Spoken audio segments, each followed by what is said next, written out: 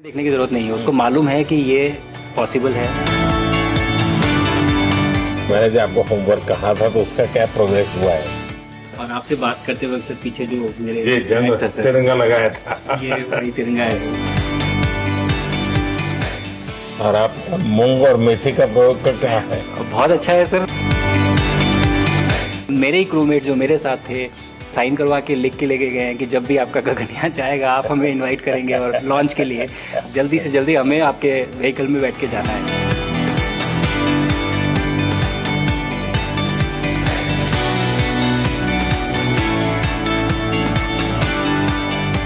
आप लोग जब इतनी बड़ी यात्रा करके वापस पहुंचते हैं, जी सर। काफी कुछ चेंज फील होता होगा। जस्ट मैं समझना चाहता हूँ वो किस प्रकार से अनुभव करते हैं आप लोग। सर जब ऊपर भी जाते हैं तो वहाँ का जो वातावरण है, एनवायरनमेंट है, वो अलग है, ग्रेविटी नहीं है। आप जाते हैं उसमें तो वो सीटिंग अरेंजमेंट वैसा ही रहता है जो वैसे ही रहता है सर। और पूरे 23-24 घंटे उसी में निकालना पड़ता है। हाँ सर, लेकिन एक बार जब आप अंतरिक्ष में पहुंच जाते हैं तो आप सीट खोल के अपना हार्नेस खोल के आप उसी कैप्सूल में आप मूव अराउंड आप जा सकते हैं, इधर उधर चीजें कर सकते हैं। इतनी जगह है उसमें? बहुत तो नहीं है सर, लेकिन थोड़ी बहुत है। मतलब आपका फाइटर जेट का कॉकपिट है उससे तो ज्यादा अच्छा है। उससे तो ज्यादा अच्छा है सर। बट पहुंचने के बाद सर काफी कुछ चेंजेस होते हैं, जैसे पूरा आपका हार्ट स्लो हो जाता है, तो वो कुछ बदलाव होते हैं और वो फिर लेकिन 4-5 दिन में बॉडी आपकी यूज टू हो जाती है, वहां आप नॉर्मल हो जाते हैं। और फिर जब वापस आते हैं तो फिर वही दोबारा से वही सारे चेंजेस आप मतलब चल नहीं सकते वापस आते हैं, तो चाहे आप कितने भी स्वस्थ हो। मुझे बुरा नहीं लग रहा था, मैं ठीक था, लेकिन फिर भी जब पहला कदम रखा तो मैं मतलब गिर रहा था तो लोगों ने पकड़ रखा था मुझे। फिर दूसरा तीसरा, हालांकि मालूम है कि चलना है, लेकिन वो ब्रेन जो है वो उसको टाइम लगता है सर वापस समझने में कि अच्छा अब ये नया एनवायरनमेंट है, नया वातावरण है। यानी सिर्फ बॉडी का ट्रेनिंग नहीं है, माइंड का ट्रेनिंग ज्यादा है। माइंड का ट्रेनिंग है सर। बॉडी में ताकत है, मांसपेशियों में ताकत है, लेकिन वो ब्रेन की रीवायरिंग होनी है, उसको दोबारा से ये समझना है कि ये नया एनवायरनमेंट है। अब इसमें आपको चलने के लिए इतनी ताकत लगेगी या इतना एफर्ट लगेगा, वो वापस से समझते हैं सर। सबसे ज्यादा समय से वहां कौन था? कितने समय का? इस समय सबसे ज्यादा समय लोग एक टाइम पे करीब 8 महीने तक लोग रह रहे हैं सर। हाँ, इसी मिशन से शुरू हुआ है कि 8 महीने तक रहेंगे। अभी वहां जो लोग मिले आपको? हाँ, उनमें से कुछ लोग हैं जो कि दिसंबर में वापस आएंगे। और आप मूंग और मेथी का प्रयोग का क्या है? बहुत अच्छा है सर। मैं इस बात से बहुत सरप्राइज था कि लोगों को इसके बारे में पता नहीं था, इन चीज़ों के बारे में। फूड बहुत बड़ा चैलेंज है सर एक स्पेस स्टेशन पे। जगह कम है, कार्गो महंगा है, आप कम से कम जगह में ज़्यादा से ज़्यादा कैलोरी और न्यूट्रिशन आपको पैक करने की हमेशा कोशिश रहती है, और हर तरह से प्रयोग चल रहे हैं सर। और इनको उगाना बहुत सिंपल है, बहुत ज़्यादा रिसोर्स नहीं चाहिए स्पेस स्टेशन में। छोटा सा एक आप डिश में थोड़ा सा पानी डाल के उनको छोड़ दीजिए और वो बहुत अच्छे से 8 दिन बाद वो स्प्राउट होना शुरू हो गए थे सर, स्टेशन में ही मुझे देखने को मिले। तो हमारी जो ये टिपिकल जो हमारे कंट्री के जो ये जो सीक्रेट्स हैं, मैं बोलूँगा सर, जैसे ही हमें ये मौका मिला कि हम माइक्रोग्रेविटी रिसर्च में पहुँच पाए, ये वहाँ पहुँच गई। और क्या पता कि ये हमारी फूड सिक्योरिटी प्रॉब्लम को सॉल्व करें, जो कि एस्ट्रोनॉट्स के लिए तो एक तरह से है ही सर स्टेशन में, लेकिन अगर वहाँ सॉल्व होती है तो ये पृथ्वी पे भी लोगों के लिए फूड सिक्योरिटी की प्रॉब्लम सॉल्व करने में हमारी मदद कर सकती है। पहला एक बार कोई भारतीय आया। जी सर। तो भारतीय को देख करके उनके मन में क्या रहता है, क्या पूछते हैं, क्या बात करते हैं, ये बाकी जो दुनिया के देश के लोग होते हैं? जी सर, मेरा पर्सनल अनुभव जो रहा है सर पिछले 1 साल में, मैं तो जहाँ भी गया, जिससे भी मिला, सभी लोग बहुत खुश हुए मुझसे मिलके, बहुत एक्साइटेड थे बात करने में, आके मुझसे पूछने में कि मतलब आप लोग क्या कर रहे हैं, कैसे कर रहे हैं। और सबसे बड़ी बात ये थी कि सबको इसके बारे में मालूम था कि भारत स्पेस के क्षेत्र में क्या कर रहा है, सबको ये इस बारे में जानकारी थी। और सब मुझसे ज़्यादा तो कई लोग थे जो गगनयान के बारे में इतना एक्साइटेड थे, जो आके मुझसे पूछ रहे थे कि आपका मिशन कब जा रहा है। एंड मेरे ही क्रूमेट जो मेरे साथ थे मुझसे साइन करवा के लिख के लेके गए हैं कि जब भी आपका गगनयान जाएगा आप हमें इनवाइट करेंगे और लॉन्च के लिए, और उसके बाद जल्दी से जल्दी हमें आपके व्हीकल में बैठ के जाना है। तो मुझे लगता है सर कि बहुत ज़्यादा उत्साह है ये सारी आपको टेक जीनियस के रूप में बुलाती थी, क्या कारण?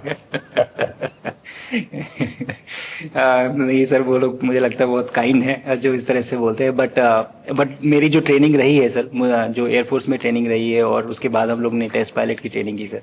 तो मैं एयरफोर्स में जब गया था तो मुझे लगा था कि पढ़ाई नहीं करनी पड़ेगी, बट मुझे इसके बाद बहुत पढ़ाई करनी पड़ी जो मुझे पता नहीं था। और टेस्ट पायलट बनने के बाद तो एक ये काइंड ऑफ एक इंजीनियरिंग का एक डिसिप्लिन बन जाता है सर। इसरो में ट्रेनिंग की, हमारे साइंटिस्ट ने हमको पढ़ाया 2-3-4 साल, तो मुझे लगता है कि हम लोग काफी अच्छे से तैयार थे सर इस मिशन के लिए जब पहुंचे। मैंने जो आपको होमवर्क कहा था तो उसका क्या प्रोग्रेस हुआ है? बहुत बहुत अच्छा प्रोग्रेस हुआ है सर, और लोग काफी हंसे थे मेरे साथ। उस मीटिंग के बाद उन्होंने मुझे चढ़ाया भी था कि आपके प्रधानमंत्री ने आपको होमवर्क दिया है। दिया तो है, और बहुत जरूरी है सर। हमें इस बात का आभास था, मैं गया ही इसलिए था।